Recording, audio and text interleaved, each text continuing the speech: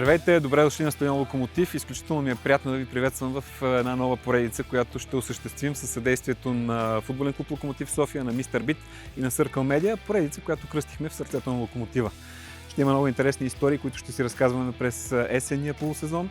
Ще има интервюта, ще има интеракция с фенове, ще има истории на и извън терена.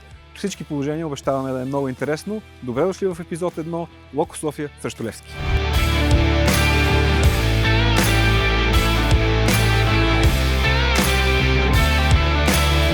Скъпи приятели, огромен интерес към срещата, както сами виждате, има и фен зона, има много интересни събития, много интересни игри за феновете, огромна опашка за билети, нещо, което не се е случвало от много отдавна на матч не само на Локомотив София, генерално във българското първенство, но наистина и много интересни игри, които главният спонсор на Локомотив Мистер Бит е подготвил за своите фенове. Виждаме, че има и един щастливец, който ще опита късмета си, така че да видим какво ще се случи, дали ще успее да се печели някаква награда.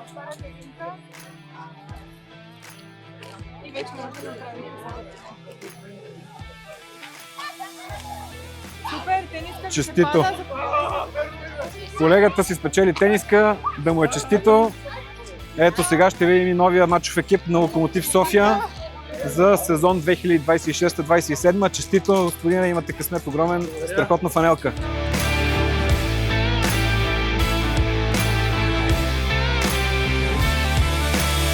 Минути преди началото на матча между Локомотив София и Левски, феновете са все по-приподигнато настроение. Един от тях се спря пред нашата камера да видим какви са неговите очаквания за матча. Господине, как усещате? Ще се случи ли днес магията за Локомотив? Тази година, живота здрав септември, пада 52 години, ако е рекал Господ, дай Боже.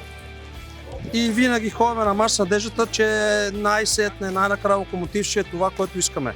Да го виждаме силен, един Локомотив, който хората да му се наслаждават, да се върнат на стадиона и да се гордеем, че сме локомотивци. Тази година началото с новото ръководство, с Митко Васев, вярваме на Любо Пенев, че Локомотив ще тръгне, ще бъде фактор, ще идваме с желание и Локомотив ще върви напред. От кога любовта към Локомотив и как си запалихте по Локомотив? Не е тайна, че ние локомотивците сме потомствени. Не помня от кога, от 2 годишен. Няма как да помня. Значи от 50 години съм локомотивец. От как съм се родил.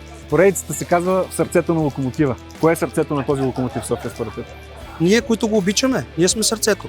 Отбор без фенове, ако не сме ние, Локомотив няма съществува.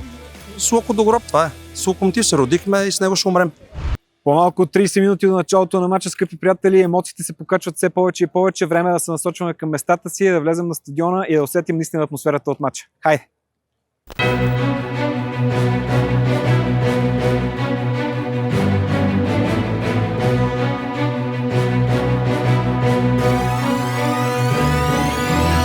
Приятели, вече сме на стадиона, атмосферата е най-електризираща, броени секунди до началото на матча, ще се видим в хода на самия двубой. За сега стискаме палци за хубав матч, за интересна среща, само Локо. 11-та минута на матча, скъпи приятели, Локомотив София, Левски 1-0, голмайстор Ерол Дост, невероятно, виждате по трибуните какво се случва. Зарадвахме се, скъпи приятели, само че радостта ни беше краткотрайна, защото гола на Ерол Дост беше отменен заради намеса на VAR. Така че Локомотив София Левски малко след 10-та минута продължава да е 0-0. Край на първото полувреме 0-0 между Локомотив София и Левски. Интересен матч на този етап. Сега това, което ще се случи на почивката е, че генералният спонсор на клуба Мистер Бит е подготвил изненада за феновете. Към публиката в сектора ще бъдат изритани топки, които са брандирани с емблемата на Локомотив София и са подписани от Любослав Пенев, така че една приятна изненада от страна на Мистер Бит към запалянците на Локомотив София. Интересна изненада на трибуните, уважаеми дами и господа. Един човек, който познавате много добре от участието му в реалитито Игри на волята, оказа се, че е голям фен на Локо София. Радо Шуляк е при мен. Радо, много ми е драго да те видя на трибуните на стадион Локомотив. Не е драго да се видим. Разкажи ми първо откъде е любовта към Локо София. Аз и преди съм те виждал тук, често казано. Да, последните 2-3 години не пропускам матч общо взето на Локото. Набързо, как се влюбих в Локото, винаги съм казал, че истинска любов е много заразна. Имам не близки приятели, вече съм част от семейството.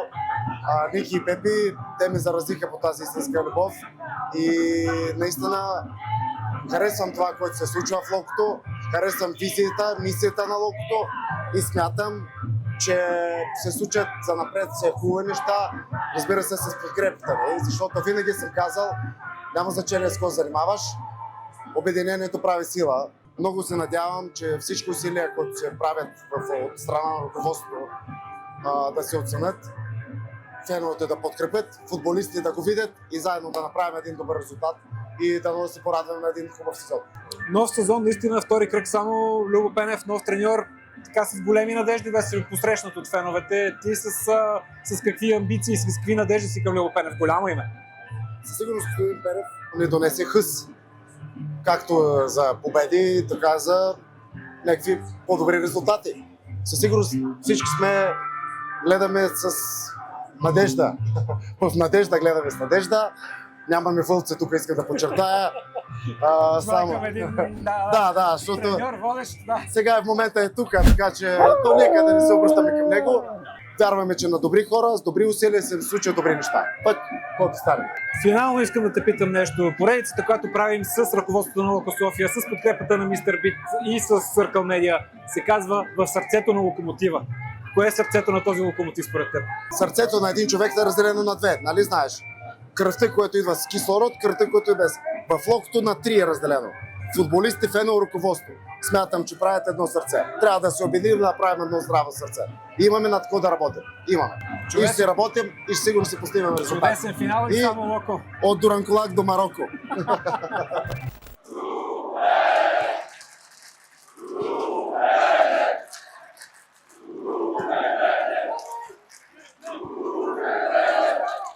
Скъпи приятели, включваме се около 60-та минута на мача, не толкова заради някое чисто футболно положение, а заради нещо много красиво, което се случи на трибуните и което и вие ще видите във видеото. Феновете и на Левски и на Локомотив София се обединиха в подкрепа на Любослав Пенев в неговата битка с заболяване. Феновете на Левски издигнаха транспарант. Затова и малко по-рано в едно от по-предните ми включвания ви казах, това е футбол, затова футбол е велика игра. Така трябва. Футбол трябва да води до обединение, трябва да води до такива красиви моменти. Адмирации за феновете на Левски, за жеста към старши треньор на Локомотив.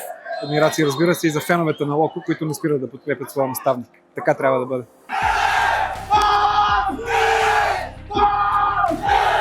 63-та минута на матча, Локомотив София, Левски 1-0, Спас Делев. Този път ВАР няма, Локомотив вече наистина води. 1-0, по-малко 30 минути до края на 90-те. Наистина се очертава да е супер интересно.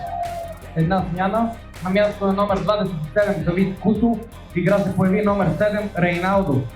След като през първото полувреме гол на Локомотив София беше отменен след намеса на ВАР, сега пък ВАР се намеси и отмени гол на Левски. Попадението, което Рейналдо отбеляза, не е зачетено заради засада. Предполагам, чувате екзалтираните скандирания на феновете на Левски. Това е така, защото сините изравниха 77 минута. Рейналдо този път беше точен и голът му беше зачетен. Така че Локо София Левски един четвърт час преди края, но всички очаквани, всички надежди, всички прогнози за дерби, за здрав матч се оправдават напълно и Локомотив София и Левски ни предлагат продукт с наистина високо ниво.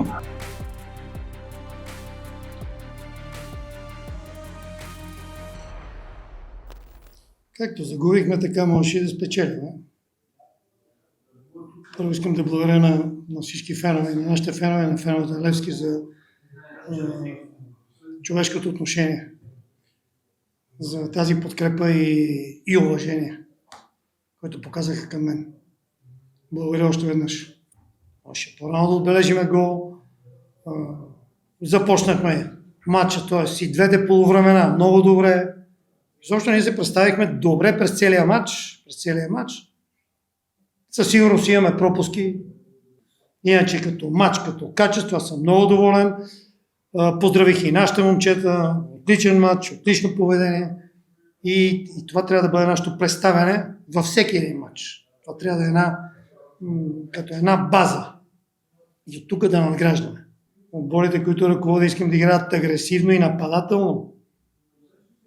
И да вкарват голове. Това ми харесва и по този начин съм убеден, че също така на много хора или на повечето ще им хареса. Никакви такива истории да седиме, събрани, не. Смели футболисти, смел отбор, с характер, умен отбор. Това е.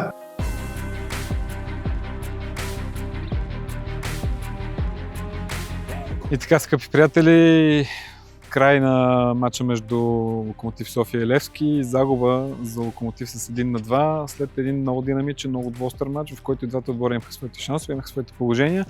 В крайна сметка обаче Левски на фона и на промените, които направи в хода на срещата, успя да постигне успех, който наистина е ценен за селекцията на Хулио Веласкес. Няколко думи за Локомотив обаче.